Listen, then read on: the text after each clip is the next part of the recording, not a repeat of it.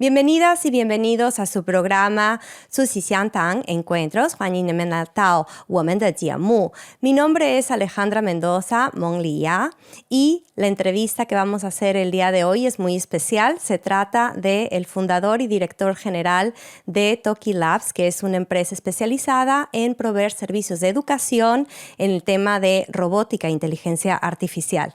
Antes de dar la bienvenida a nuestro invitado de esta entrevista, me gustaría agradecer a la empresa Spotlight X a cargo del señor Joe Mills, quien es el responsable de todos los aspectos técnicos. De igual manera, me gustaría agradecer a la empresa Yubailin, es una consultora especializada en los temas de China, y al programa para aprender chino Noodly. Este programa va dedicado a mi muy querido amigo Salvador Lozano, ingeniero del ITESO en alguna ocasión, y a toda su familia, quien ambos, Mónica y Salvador, son grandes profesores, especialmente de los temas de tecnología. Entonces, este programa es para ustedes. Y sin más preámbulo, me gustaría darle la bienvenida al señor Eduardo Alarcón, quien es español, un español muy internacional y un empresario muy interesante. Bienvenido, Eduardo. Muchas gracias, Alejandra. Gracias por invitarme. Bueno, pues ya lo he dicho, tú eres el fundador y director general de Toki Labs. Es una empresa con una extensión bastante grande. Por favor, platícanos, ya me refiero a extensión a la amplitud de los servicios que proveen y el área, ¿verdad?, que a ustedes se enfocan. Por favor, platícanos un poco de lo que ustedes hacen actualmente. Bueno, nosotros comenzamos en el 2017 fabricando kits de robótica educativa muy concentrados en la manufactura de por sí, ¿no? Y para aprender a programar y para aprender a ensamblar robótica. De ahí comenzamos a crear un currículum para escuelas internacionales dentro de las extraescolares. Y de ahí pasamos también a formar a estudiantes de nivel universitario con bootcamps de gestión de la innovación, de liderazgo, de prototipaje rápido e incluso trabajando con aceleradoras para prototipar proyectos y conceptos rápidamente. Y finalmente, lo que hacemos ahora como una especie de conclusión de toda nuestra experiencia es formar a profesores para que un profesor no técnico, como puede ser un profesor de inglés o un profesor de chino, que pueda convertirse o actualizar su perfil o elevarlo a un nivel con un salario incluso más alto como profesor de robótica dentro de escuelas secundarias o primarias. Entonces aportamos todo, hardware, software, currículum, soporte, training, certificación, etcétera. Qué interesante. Tú tienes detrás de ti todo un bagaje académico, ¿verdad? Tú eres científico. Digamos, platícanos cuál es tu perfil, tú qué estudiaste y cómo iniciaste con este proyecto. Muy bien. Bueno, pues la verdad es que soy un ingeniero poco al uso, la verdad. Yo en el colegio a mí siempre me había gustado las ciencias naturales, biología, la química. Tampoco era muy buen estudiante, debo decir. A mí tenía mi mundo interior y me encantaba leer, pero el colegio, pues bueno, siempre estaba un poco en medio, ¿no? No acababa yo de engranarme con él, los exámenes nunca sabía cuándo venían. Para mí siempre todos los exámenes en el colegio han sido exámenes sorpresa.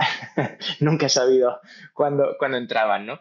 Entonces, siendo así, incluso había un examen, el examen de la selectividad, que suspendí. Yo apliqué a fisioterapia, porque yo siempre he sido muy motivado de la reflexología podal. Y Ujú. para eso tienes que hacer fisioterapia y después un posgrado de 3 años, perdón, de 2 años más, o sea, 5 en total, para ser reflexólogo. Y después de haber suspendido, vi que quizá no era el camino, sí me gustaba, pero no quizá como una proyección profesional. Entonces decidí cambiar y desde una base no técnica, decidí hacer un cambio y entrar a ingeniería.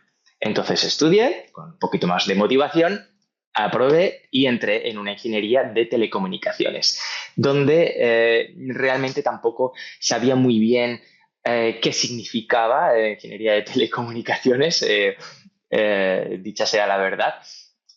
Pero siempre me ha gustado desmontar cosas en casa, montarlas, hacer mis propios inventos. Mis padres han sido más de letras, entonces nunca he tenido las herramientas adecuadas para hacerlas, pero eso me ha generado también mucha creatividad. Siempre he estado creando mis propias herramientas para hacer algo que quiero hacer, ¿no? Y de ahí iba de oyente, todavía en mi búsqueda de qué es lo que me gusta, iba de oyente a otras carreras, a la vez de ir cursando mi ingeniería de telecomunicaciones. Y entré en ingeniería informática en una clase de robótica.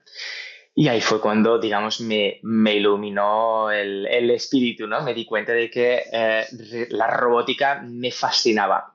Y para mí eso fue un gran cambio, ¿no? Entonces, todo lo que yo estudiaba de telecomunicaciones para mí tenía un sentido y era aplicarlo a los robots. Cuando acabé la ingeniería de telecomunicaciones, cursé otra ingeniería que es la de automatización industrial. Es ya más dedicada más a robótica y ya con el ánimo de trabajar en la universidad, donde posteriormente comencé a trabajar y o investigué durante 6 años en pro de mi doctorado en ingeniería en Power Electronics, electrónica de potencia y sistemas de control.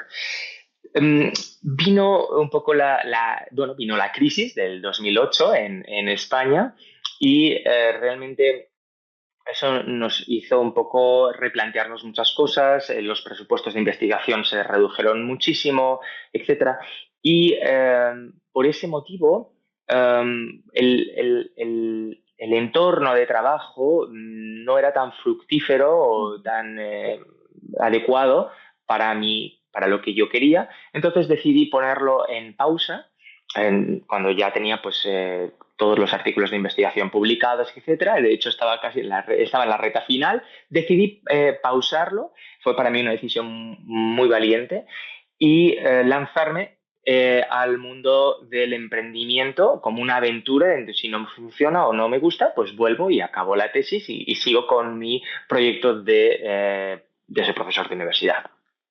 Y la verdad es que esa aventura nunca paró y aquí seguimos. Qué interesante historia. Entonces, lo que decías, o sea, yo rescato dos cosas. Esto que mencionaste, que desde niño te gustaba montar y desmontar. Entonces, tú sabes que los niños cuando están en desarrollo, bueno, adquieren esas habilidades muy concretas, tangibles, inmediatas, que es, por ejemplo, manipular objetos con sus manos. Para nosotros es obvio, ¿no? Mover nuestros dedos e inclusive hacer cosas de manera muy fina, pero eso es una habilidad aprendida. Y estos tipos de ejercicios, aunque son muy sencillos, también apoyan o generan una serie de habilidades mucho más profundas, porque el hecho de que tú puedas manipular un objeto que está fuera de ti te ayuda a desarrollar esta forma consciente dentro de ti mismo, de tu propia mente, de decir, yo puedo manipular mis ideas. Es decir, no lo que pienso me come, sino que yo puedo observar mis pensamientos. Y esa habilidad metacognitiva se va desarrollando en ese sentido. Entonces, seguramente esta facilidad que tú tenías para desmontar cosas también se extiende a esta habilidad que tienes de decir, a ver, no me engancho, y las crisis, bueno, son, como bien dice el dicho, la piedra puede ser o un obstáculo o un punto de apoyo dependiendo de qué tanto levantes el pie,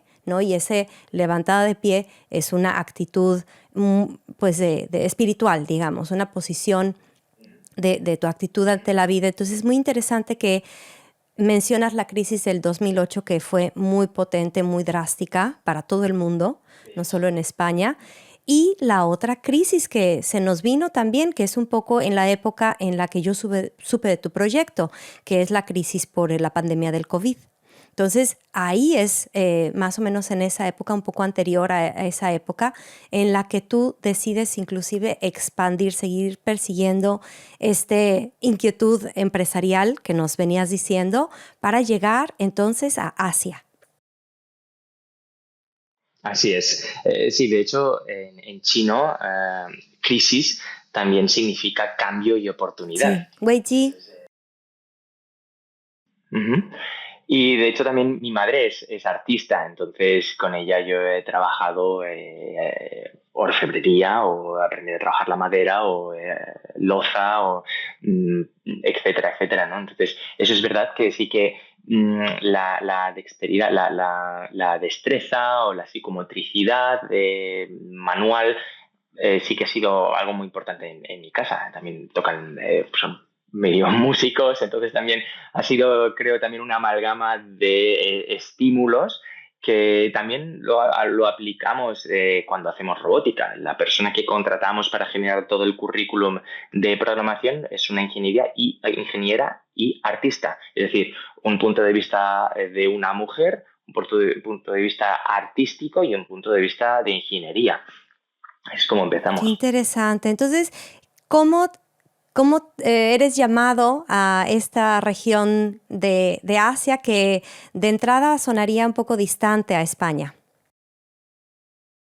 Pues sí, la verdad es que es como, no son las antípodas, pero a nivel conceptual o de cultural podría serlo en muchos casos. Mm, En mi época dentro de la universidad, donde nosotros presentábamos pues los artículos científicos, los papers, uno de ellos fui a defenderlo a un congreso de investigación y de ingeniería de IECUBO en Hangzhou, en China. Y fue esa mi primera entrada en China y la verdad es que fue increíble para mí, un golpe muy positivo, Un impacto, una impresión, porque hay que decir sí, un que impacto, exacto. Hangzhou es una ciudad antigua, de las más hermosas de la antigüedad, ¿no? Es un centro comercial y por eso era grande y desarrollado y sofisticado. Y actualmente, bueno, pues es importante porque es la sede de empresas tecnológicas muy trascendentes como es Alibaba. Ujú, ujú, así es. Pues bueno, yo cuando tuve esa experiencia me di cuenta de que bueno, había algo más allá, ¿no? de las fronteras de mi cultura y que merecía la pena explorar. Entonces, con mi pareja, actual mujer, estuvimos estudiando chino, un poco motivados el interés de aprender, eso siempre nos ha llevado. Y de ahí, pues, de ahí, bueno, pues al final decidimos dar el salto. Fue un salto bastante a nivel de emprendimiento, más que un salto comedido, con riesgos calibrados. Fue un poco lanzarse al abismo y fabricarse las alas mientras uno cae, ¿no? Sí. Que yo creo que era propio de la edad, creo que fue una decisión totalmente acertada. Y pese al llegar aquí o a llegar a China, el aterrizaje fue muy duro nos costó mucho tiempo, me costó mucho tiempo encauzar mi vida profesional. Ha merecido la pena muchísimo. El tema de esa llegada un poco agreste, difícil o poco suave, ¿a qué se debe o qué se debió? Pues bueno, mm, cuando yo dejé mi entorno de la universidad, fue para crear una spin-off financiera con una consultoría financiera en el norte de España. Fue una startup fintech. Ujú.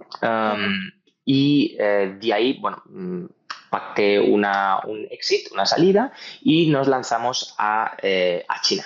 Cuando llegamos, pues yo tenía la sensación de que, bueno, es la tierra prometida, la tierra de las oportunidades, y enseguida voy a aterrizar con justo lo que quiero, ¿no? Entonces, cuando llegué, recuerdo aplicar a trabajos de gerencia, de mucha responsabilidad, empresas muy eh, apasionantes para mí, y bueno, pues recibí cero respuesta. Al cabo de quizá 2 meses, bajé el listón y empecé a proponer proyectos donde yo tuviera ya un bagaje, una experiencia medible, ¿no? Que se pudiera demostrable, que también fuera un cierto reto, pero bueno, ya dentro del nivel de ingeniería. Y recibí también cero respuestas. A partir de ahí, a Seguro. los 4 meses, pues uno empieza a dudar. Empiezas Claro. a dudar de, bueno, soy suficientemente atractivo para el mercado, mi perfil, bueno, parece bueno, pero nadie me está respondiendo. ¿Valgo? ¿No valgo? Y que empieza la conversación interna, ¿no? Y empecé a aplicar a proyectos o a trabajos donde yo estaba sobrecualificado. Y bueno, las regulaciones en China son estrictas, entonces también el tiempo apremia, ¿no? Sí. Para regular y estar tranquilo. Entonces, tampoco recibí ninguna respuesta. Envié más de 200 emails, no emails como haríamos ahora con ChatGPT, Sí. emails bien pensados, estudiando la empresa, estudiando cuál es el valor mío personal que yo puedo aportar a esta empresa, 200, y recibí cero respuestas. Si me hubieran enviado un no por algo, yo hubiera podido tener un feedback, trabajar y convertir ese no en un sí. Sí. Pero frente a una respuesta nula, era muy difícil trabajar. Y ahí encontré mi primera gran lección. Y es que cuando llegas a China hay tres cosas que tienes que saber. Y es la cultura, el Sí. guanxi y el Sí. idioma. Y yo, francamente, lo que estaba haciendo durante 6 meses era enviar proyectos, o sea, enviar contactos y mails a través de LinkedIn, cuando en ese entonces todavía no estaba en China. Claro. Claro. Entonces, si tú no conoces el entorno donde te estás moviendo, quizás estás escarbando en una tierra yerma. Claro. Así que, eh, ¿qué me pasó? Al cabo de esos 6 meses, una persona que me conocía me dijo, mira, tú tal como eres, que te gusta crear cosas y tienes este perfil ingeniero, ¿por qué no miras este Maker Space, este Hacker Space? Es un poco lo mismo, Maker, Hacker Space, Ujú, que está en el centro de China, el centro de Shanghai, perdón. Se llama ujú, Xinjiang y es el primer Maker Space de China. Seguro que te gusta. Bueno, yo fui allí con la intención de tener una mesa, abrir el portátil y seguir enviando emails en LinkedIn. Era en lo que yo estaba, ¿no? Pero cuando fui allí vi esa cantidad de gente con máquinas, con herramientas, fabricando cosas, creando gente auténtica y genuina y desde luego muy inteligente. Y me di cuenta de que, bueno, había aterrizado en un sitio muy interesante y poco a poco empecé a crear también mis propios proyectos y empecé a abrir mi network como consultor de ingeniería, ¿no? ujú. Como freelance, ingeniero Sí, freelance. Y a partir de ahí empecé a trabajar en proyectos más importantes hasta ser el socio local del Mobile World Congress, que es el congreso B2B más grande del mundo y al menos pre-COVID, ahora mismo no lo sé, que estaban en San Francisco, en UK y en Shanghai, estaban abriendo. Y fue el partner local durante varios años de la parte educativa de robótica. Y ahí hacíamos pues eventos para miles de personas y fabricábamos robots para que se montasen en el evento. Y ahí ujú, utilizaba lo que había en ese momento en el mercado y me di cuenta de que hacía falta algo más si yo quería que los estudiantes realmente en corto tiempo, en un evento, no solo montaran y ensamblaran, sino que realmente aprendiesen algo sin necesidad de ser ingenieros. ujú. Y ahí es cuando miré a mi network dentro del Makerspace, donde había la mayor cantidad de superdotados por metro cuadrado que he conocido, y ahí conseguí como generar el equipo para lanzar nuestra propia plataforma de robótica. Y ahí es cuando, sin demasiado pensamiento a nivel de negocio, de cuál es el tamaño del mercado, cuáles son los competidores, cuál es mi oportunidad, etcétera, me lancé un poco como solamente por mi pasión y por esa necesidad que vi en ese momento y el contacto con grandes ingenieros a lanzar, a crear esta empresa. Y así es como nació Toki Labs, en el corazón del primer Makerspace Qué de China. interesante. ¿Haces o estás pensando traer productos a tu mercado, pero te detiene la dificultad de hacer pagos a proveedores? Si sientes que los bancos te cobran comisiones excesivas o te rechazan simplemente por no ser un corporativo, cuidado. Muchas personas como tú o empresarios optan por hacer transferencias a través de amigos y conocidos y esa es una opción muy insegura que te puede traer grandes costos. Si me permites, me gustaría el día de hoy presentarte los servicios de la plataforma XTransfer, que es una empresa especializada en pagos internacionales y cambio de divisas. Su misión es justamente apoyar a micro y pequeñas empresas como la tuya. Para crear una cuenta con ellos es súper sencillo. Lo único que tienes que hacer es ir a su página web, que es www.extransfer.com, dar clic en el botón naranja de crear cuenta, llenar el formulario con tus datos, muy importante, anotar nuestro código de invitado que es 144963. Si lo haces, XTransfer patrocinará nuestras entrevistas. Así que a seguir haciendo negocios entre nuestros países y apoyar a tu programa Encuentro Susi Xiantang. Muchas gracias. Bueno, pues ahí demuestra que algo tiene China, ¿no? Para atraer talentos y también aquí hay mucho talento. Y bueno, pues son esas corazonadas, ¿no? Que te llevaron a este momento de eureka. Aquí hay una oportunidad, hay que tomarla, hay que perseguirla. ¿Cuál fue, digamos, tu primer producto? Digamos, es un servicio el que tú ofreces, pero digamos, por dónde empezaste? Ofreciendo talleres. Mira, es que casualmente rescaté uno hace poco, el primer producto, no sé si lo tengo por aquí, era un reloj, Ajá. un pequeño smartwatch que, bueno, yo había hecho otros proyectos anteriormente, pero a nivel de empresa, fue un smartwatch que lo llamamos Toki Watch. Era un reloj que podías ensamblar en 15-20 minutos y aprendías a soldar y a volcar un programa nuevo. Y era es una especie de reloj steampunk que bueno, quizá luego te enviaré alguna foto. Y sí, sí, pues ese fue el primer proyecto. Y a partir de ahí lo que evolucionamos a este proyecto que se llama Toki Maker, que es una plataforma donde puedes hacer cualquier tipo que es este de aquí, no sé si Ujú. lo puedes ver. Sí. Um, es un proyecto con el que puedes montar cualquier cosa prácticamente. Es una especie de microordenador para Ujú. hacer, es una navaja suiza para inventores. Puedes hacer Mm. cualquier tipo de proyecto con esto, conectando directamente pues, sensores, motores, luces, y se conecta a internet, y entonces puedes hacer pues, visión computacional, etcétera, ¿no? Así Ah, es. ok. Entonces, con este aparato, digamos, tú empiezas a enseñar cómo poder, digamos, codificar, hacer tus pequeños robots y se ofrece a todo mundo.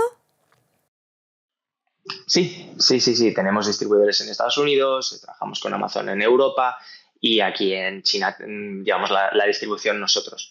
Y ahora también hemos creado uno nuevo que se llama Top Mini, que tiene un carácter muy especial. Nosotros lo trabajamos pensando en el estilo Montessori Ujú. de enseñanza y de hecho Montessori utiliza nuestro producto. Es un tipo de programación sin pantallas. Es decir, nosotros, mira, perdona, vuelvo a enseñarte esto.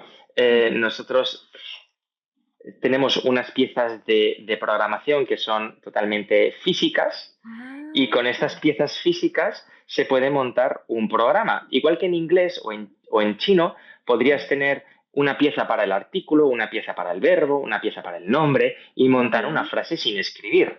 Pues en este Claro. mismo momento estoy haciendo también un programa. Este sería un Ujú. programa.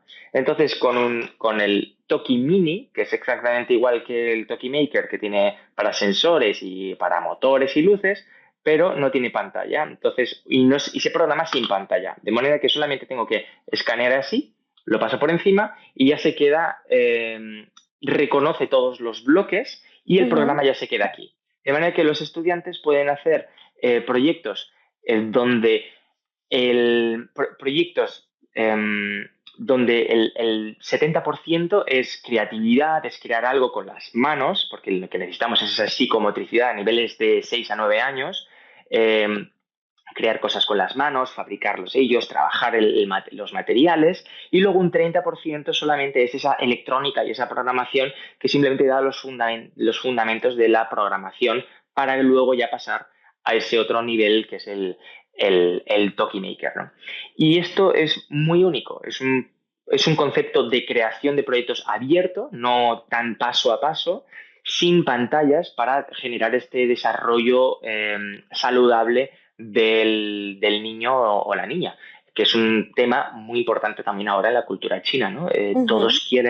Eh, todas las familias quieren que sus hijos sean los primeros y que aprendan robótica cuanto antes o programación cuanto antes para ser los número uno, pero por otro lado son muy conscientes del peligro de estar tanto tiempo delante de la pantalla y hay este conflicto que no estaba resuelto y por eso nosotros hemos generado esta Sí, propuesta. pues justamente cuando estabas lanzando ese proyecto es cuando yo conocí de ustedes, justamente, y pues los empecé a seguir en las redes sociales chinas. Por eso me quedó siempre muy grabado que ustedes proveían talleres para niños y si acaso adolescentes para que ellos aprendieran a programar y hacer sus propios robots.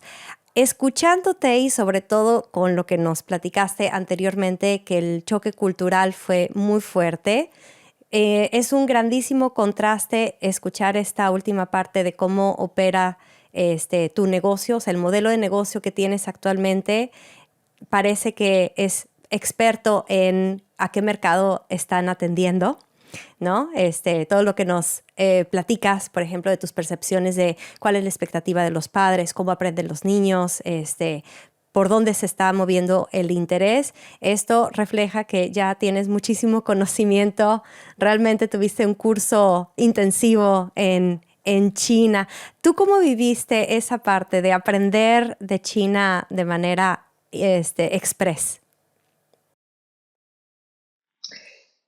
Bueno, en China, creo que todo, al menos en Shanghai, que es donde más concentro mi experiencia, es un poco, yo creo, el ojo del huracán, ¿no? Es donde creo que están pasando las cosas, pasan a una velocidad vertiginosa. Creo que un año en China es como a lo mejor tres fuera. Y entonces, bueno, al final, creo que todo el mundo se acompasa a este ritmo y al final acabas yendo en la corriente y ni te das cuenta, ¿no? de esto. Eh, Creo que China, o al menos Shanghai, en los años donde yo estuve, que es pre-COVID, sí, es una tierra muy, muy fructífera, muy fértil, pero que también sobre todo te permite, por todavía estar en el proceso de estandarización de ciertas algunas cuestiones, te permite trabajar un poco en lo que tú quieres, de generar tu propio concepto de trabajo, ¿no? Es tu work design, ¿no? Ujú. Creo que Shanghai es muy bueno para work design, ¿no? Donde tú dices, bueno, yo me quiero dedicar a esto y siempre va a haber una recepción si uno trabaja bien y toma las decisiones correctas. Creo que el mercado siempre está receptivo. Hay una economía fuerte, hay, sobre todo también en educación y en tecnología, hay mucha inversión, no solo por parte del gobierno, sino también por parte de las familias. Y además también la cultura es bastante parecida en Estados Unidos en el sentido de que apuestan por el futuro y son flexibles cuando a lo mejor la empresa es prometedora, pero a lo mejor funciona en un 80%, pues ellos están Ujú. un 80% contentos. En cambio, si tú vas a Europa, a lo mejor pues estarían un 0% contentos porque esperan que no haya ningún tipo de fallo. Pero entonces, por esa misma razón, van a escoger empresas con ya mucha solera, mucha experiencia, quizá menos innovadoras, pero que Ujú. puedan aportar un servicio estable. Entonces, eso, desde mi punto de vista, mata un poquito el concepto de emprendimiento en Europa y favorece, en cambio, en China, la creación de cosas nuevas, ¿no? Así que la verdad es que fue un camino muy estimulante, aprendiendo sobre la marcha, pero también con un equipo muy bueno y una red de contactos y unos amigos también en el Maker Space. eh, que, vamos, no tienen precio. A día de hoy seguimos, yo sigo pensando que es lo mejor que me ha pasado en China, este Maker Space, Haberlos ¿no? conocido. Y esto que nos describes, haces una excelente descripción de cómo es el mercado chino y especialmente pues el ambiente de negocios, ¿no? De que están abiertos a, como dices, a la innovación, a las cosas nuevas, inclusive un poco a los errores, pero eso es ver, digamos, la situación con lentes muy positivos, porque alguien usando otro tipo de lentes, viendo la misma situación, la descripción es: China es muy difícil, no hay regulación que te proteja, es un mercado muy incierto, o sea, no hay una manera de reducir tu probabilidad, o sea, el riesgo, la probabilidad de riesgo es súper alta, es muy difícil calcular el éxito. Entonces, ahí cómo, digamos, balanceas estas dos visiones, porque tú has puesto no solo tu dinero y tus recursos y tu conocimiento, sino tu tiempo, tu vida. Entonces ahí, ¿cómo sobrevives a esta vorágine, como tú lo bien dijiste, de China, particularmente el ambiente de negocios de Shanghai? ¿Cómo proteges tu negocio? Estoy pensando que tu negocio es fuertemente pues capital intelectual, entonces ahí es un riesgo altísimo, ¿no? En un ambiente tan competitivo. ¿Tú ahí cómo lo manejas? Bien. Bueno, sí. Primero, a mí me merece la pena la aventura desde el minuto uno. Entonces, no importa lo que puede, sí, claro que importa, pero no todo está perdido, ¿no? Hasta el día de hoy, me ha merecido muchísimo la pena y eso creo que también es importante valorarlo. Segundo, sí es verdad que a lo mejor pues el concepto de un contrato en China no es el mismo el concepto de un contrato en Estados Unidos. Y no te, digamos, sí que se dice mucho, bueno, no te puedes fiar tanto, ¿no? De, de lo que pues se firma o no. No obstante, a lo mejor en otros países, como pues a lo mejor Estados Unidos, pues es un contrato de 200 páginas y a lo mejor hay un artículo donde explica exactamente algo que quizá no te interesa y está en el contrato, pero también puede, es decir, que echa la ley, echa la trampa, ¿no? Siempre cuando hay una intención negativa, siempre hay herramientas para ejecutar pues eso, ¿no? Tu plan negativo, ¿no? Así que eso por un lado. Por otro lado, um, es verdad, nosotros mismos, por ejemplo, hemos intentado aplicar, bueno, estamos siempre aplicando por patentes y en China, pues por el hecho de ser una empresa extranjera, tenemos grandes dificultades para que se nos se nos acepten las patentes, ¿no? Eso es verdad. Um, de todos, es decir, eso es un punto negativo, claramente negativo, eh, pero creo que también ayuda a darse uno cuenta de realmente qué es lo que importa, ¿no? Nosotros ponemos energías en desarrollar, en tirar hacia adelante, en ser mejores, más grandes, crear una comunidad.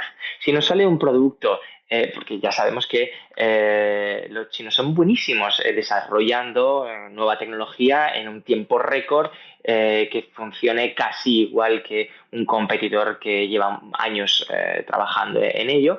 No obstante, la comunidad no se puede copiar, por ejemplo.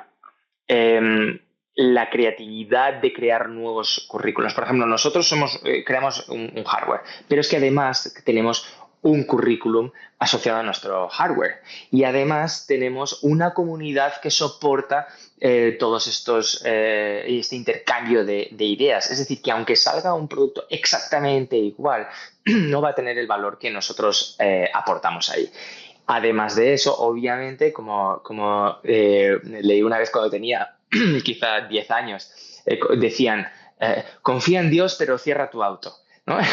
Claro. Pues a pesar de yo considerar que avanzar y desarrollar más y generar distancia y crear cosas que sean difíciles de replicar como comunidad o experiencia, nombre, etcétera, soporte, etcétera. Además de eso, nosotros cuando fabricamos en varias etapas. Una fábrica crea una parte del proceso, luego otra fábrica crea otra parte del proceso, etcétera, etcétera, y luego in-house, nosotros en Laboratorio, en digamos. nuestras oficinas, entonces es Ujú. cuando ensamblamos y hacemos y volcamos el firmware, el software y volcamos como la última parte del proceso para que si nadie sepa un poco lo que está haciendo, ¿no? Al final es un poco un compendio de todo, darte cuenta dónde estás, cuáles son las herramientas con las que puedes jugar, cuáles son los beneficios que esta tierra te está dando y luego aparte, pues intentar proteger dentro del marco que te es posible. Claro, sí, lo que te entiendo es de que han pensado bastante bien en lo difícil que es el mercado. Claramente es muy competitivo, ¿no? Y no juega con los mismos paradigmas mentales, no decir reglas, pero no los mismos paradigmas mentales. Y hay presión para avanzar, pero es muy buena estrategia la que ustedes han seguido. O sea, primero desde la parte del hardware, ¿no? De separar los procesos para que no se pueda como una sola fábrica pueda copiar todo. Y también si alguien quisiera como emular su mismo modelo, pues es muy difícil ponerlo, digamos, tiene tantos y muy diversos elementos que es muy difícil que alguien lo pueda precisamente emular y además está la experiencia de usuario, que es dificilísima recrear, ¿no? Entonces ahí creo que están bastante bien protegidos y se me antoja pensar también que, porque los chinos son bastante inteligentes, ya los has dicho tú, y muy prácticos, que a la hora de medir qué es más fácil y rápido y barato, copiar tu modelo o asociarse contigo, decir, creo que ahí también ganas bastante, ¿no? O sea, es tan difícil copiar tu modelo y tan fácil cooperar contigo que pues ahí, por eso me responde por qué les ha ido tan bien y se han expandido y siguen en boga. Nosotros además también somos partners tecnológicos de Google for Education. Entonces, de Google, creo que no se puede traducir, ¿no? Google para la educación. Y también estamos, de hecho, ahora trabajando en unas afiliaciones con una de las mayores universidades de Europa, una de las mejores universidades internacionales también que hay en China también. Entonces, nosotros también hemos creado una credibilidad y nuestro certificado cuando nosotros formamos a los profesores vale mucho. Y cuando nosotros también es algo que nos beneficia estando en China, los chinos valoran la educación europea, valoran la marca. Entonces, si una familia va a comprar un producto, siempre van a preferir comprar un producto nuestro en vez de un competidor que quizá pues, no va a tener esa credibilidad, esas certificaciones. Así que nosotros no hemos encontrado ningún tipo de problemas en ese sentido, ¿no? Qué bueno. Y bueno, más porque estamos, iba a decir entrando, pero no, estamos ya inmersos en una época en la que, bueno, hay muchas oportunidades, digamos, el camino de toda la robótica y la inteligencia artificial se está ampliando, se ha popularizado, pero de la misma manera hay mucha resistencia a los intercambios internacionales, especialmente de algunas regiones. Entonces, ustedes, ¿cómo ven, especialmente tú, cómo ves, digamos, el futuro, por dónde se va a ir desarrollando esto que particularmente ustedes hacen, que es educar en esa área tecnológica? Mm. Bueno, si tuviera una bola de cristal, ¿no? Sería más fácil. Realmente todo está cambiando, pero además que está cambiando cada vez más rápido.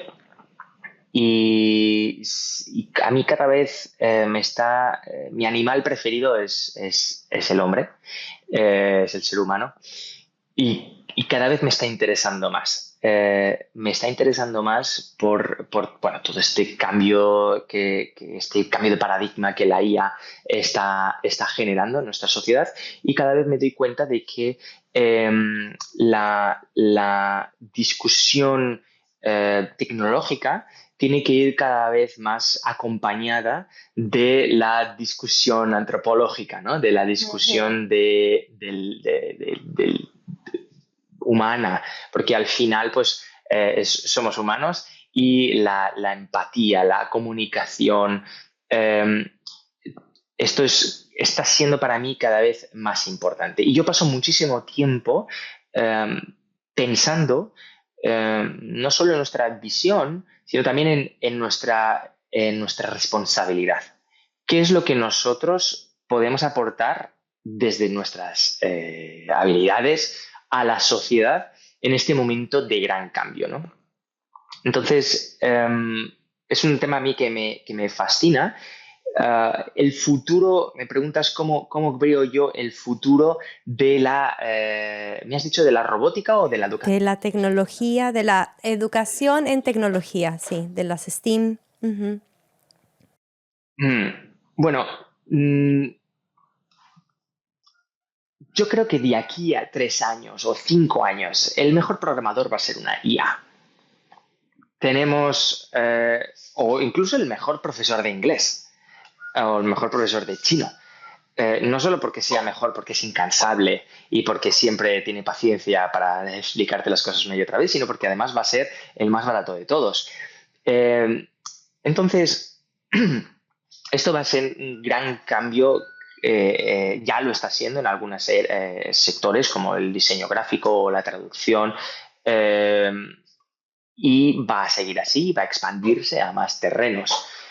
Entonces, además tenemos empresas como Nvidia, que es quizá ahora una de las más ricas del mundo, que está diciendo que no deberíamos programar, que no deberíamos aprender a programar. Yo considero que sí que debemos aprender a programar. Considero que vivimos en un mundo tecnológico y cada vez más tecnificado, y la tecnología va a ser la regla con la que se va a jugar, ¿no? Además es algo que no puedes desinventar, ¿no? O sea, no vamos a ir atrás. Una vez tú aprendes cómo funciona una bombilla, puedes romper y destruir todas las bombillas del mundo, pero el concepto de la bombilla está aquí. Entonces, esto no se va a parar nunca, ¿no? Si vamos hacia eso. Entonces, mi responsabilidad como Toki Labs es cómo conseguir que estas nuevas generaciones puedan tener un set de habilidades que sean resilientes y que sean adaptadas a este mundo constante, o sea, de cambio cada vez más rápido, y puedan desarrollar un futuro para ellos bueno, ¿no? Y por eso creo que digo de esta charla antropológica y charla tecnológica, creo que cada vez el trabajar más las habilidades blandas como creatividad, pensamiento crítico, resolución de problemas, comunicación, está siendo y va a ser más importante. Sin perder de vista el aprender a programar, el aprender a hablar con las máquinas, el pensamiento computacional, el pensamiento lógico, etcétera, ¿no? Y además hacer cosas físicas también, ¿no? Con las manos, eso también va a ser importante. Y por eso creo que la robótica es un compendio, una amalga, es la perfecta amalgama de disciplinas que considero que van a generar un perfil adaptado para el futuro. La robótica y la tecnología va a estar cada vez más en nuestros días. Ya tenemos robots que están siendo diseñados para ser un auxiliar tuyo en tu casa, que además va a generar más datos para nuevos modelos. Tenemos IAs que ya son agentes, ya no solo son lenguajes de modelos, o razonadores, sino que ya pueden desarrollar un trabajo por ti. En el futuro pueden haber empresas enteras de IA, ¿no? O sea, Ujú. con empleados de IA. En fin, creo que la tecnología va a llegar a un punto en el que cambie el paradigma social que tenemos hoy en día. Es muy debatible y altamente especulativo. Hay una vertiente que dice que nada va a cambiar tanto, ¿no? Que más o menos que sí que hay tecnologías muy avanzadas, pero que al final la adopción real en nuestras vidas va a ser mucho más pausada, y que el resultado neto de trabajos destruidos con trabajos creados va a ser positivo, como lo fue en la creación de Internet.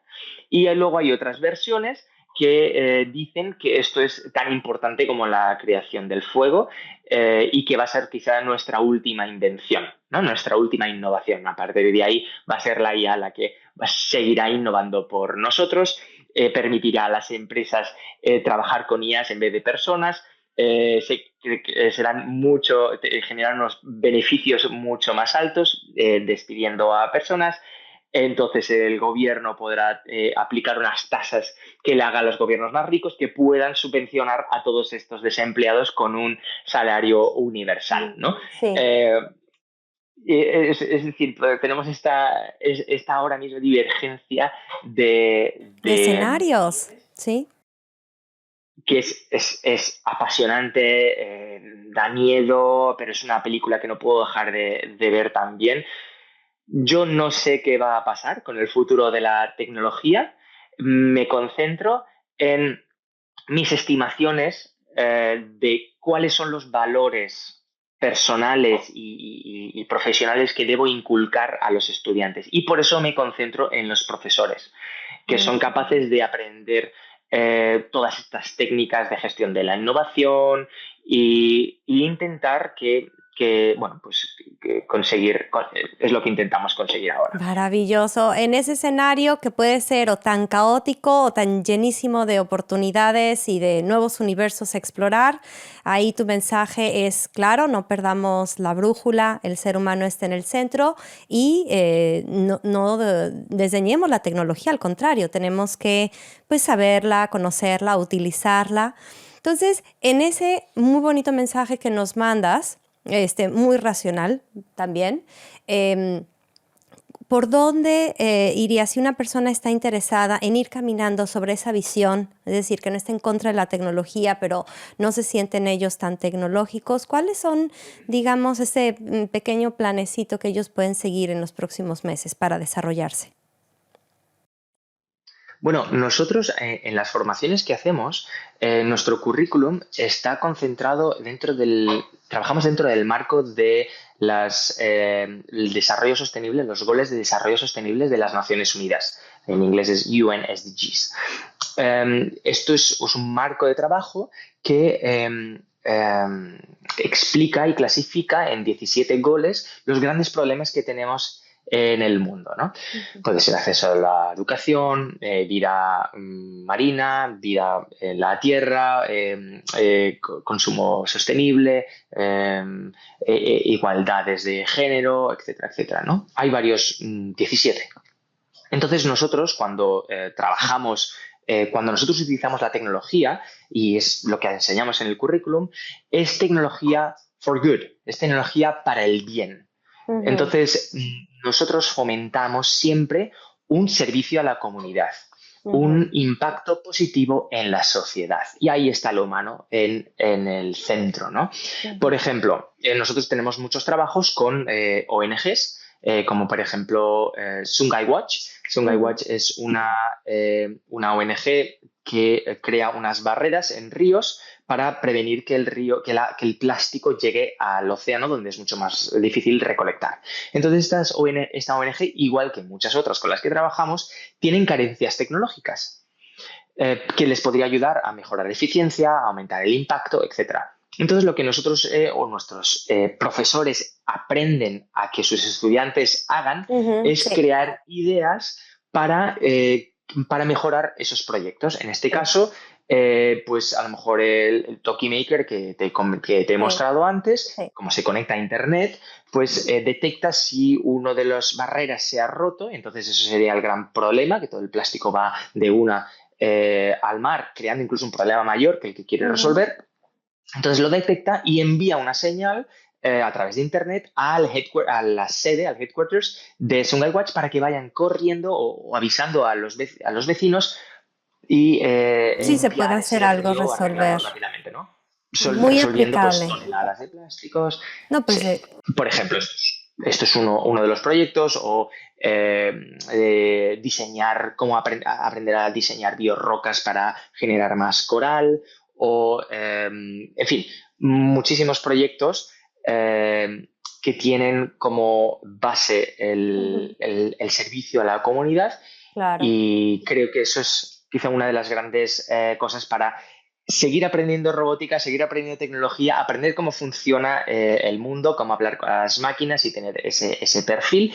Y luego, además, cómo generar un mundo mejor, ¿no? O unos niños mejores para el mundo, que al final ese es el gran cambio. No es crear un mundo bueno para los niños, es crear unos niños buenos para el mundo. Exactamente. Pues con este mensaje me gustaría cerrar. Obviamente hay muchísimos más temas que sería muy interesante tratar, y seguramente el público que escuche esta entrevista también se ha quedado con varios temas.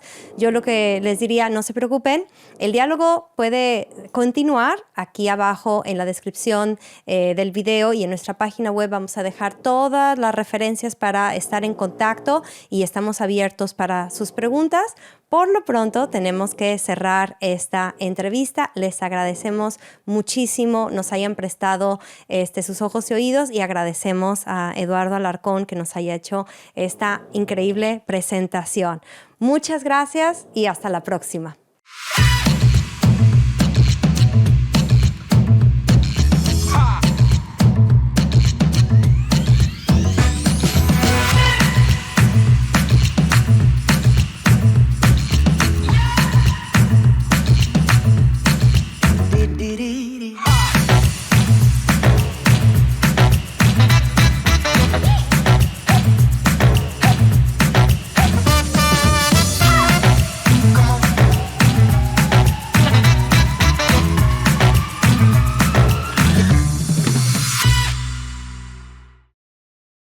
estimados amigos.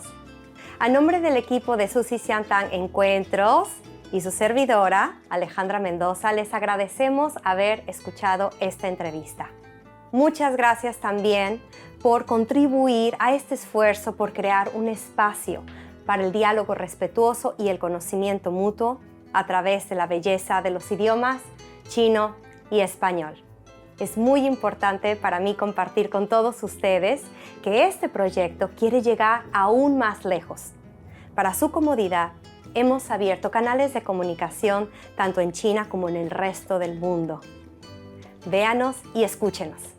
Darle like, suscribirse a nuestros canales, compartir con sus amigos, programar las notificaciones y hacernos llegar todas sus preguntas y comentarios. Sobre todo, por favor, apóyenos. Susi Xiantang Encuentros es una plataforma insuperable para promover sus productos y servicios. Nuestras puertas están abiertas para todos aquellos que quieran promoverse con nosotros. Para mayor comodidad, les ofrecemos nuestro sitio web que es www.encxxtros.com.